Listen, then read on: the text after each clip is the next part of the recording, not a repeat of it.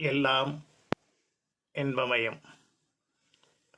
அருட்பெரும் ஜோதி அருட்பெரும் ஜோதி தனிப்பெரும் கருணை அருட்பெரும் ஜோதி. வள்ளல் பெருமான் முழங்கிய வார்த்தை, கடைவிரித்தேன் கொள்வாரில்லை என்று வள்ளல் பெருமான் வருந்தி கூறிய வார்த்தை உண்மைதான். வாழ்க்கையிலே இருப்பதை பகிர்ந்துண்டு நல்லவற்றை கேட்டு வழிநடக்கும் உபதேசத்தை சொன்னால் யாரும் அதை ஏற்றுக்கொள்வதில்லை. இதுதான் உலகம். இந்த உலகத்திலே நாம் வாழ்கிறோமா அல்லது மிதக்கிறோமா? இந்த ரெண்டு நிலையிலேயும் நாம் சிந்திக்க வேண்டியதாக இருக்கிறது. வாழ்க்கை என்பது இன்பமும் துன்பமும் கலைந்தது.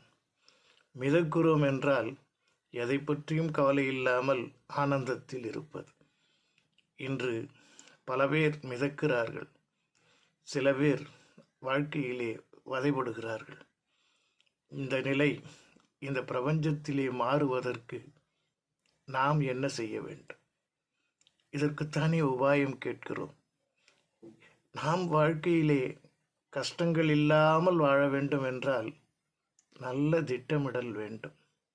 நமது பெற்றோர்கள், ஆசிரியர்கள் இவர்கள் கூறக்கூடிய நல்ல விஷயங்களிலே நாம் கவனத்தை செலுத்த வேண்டும்.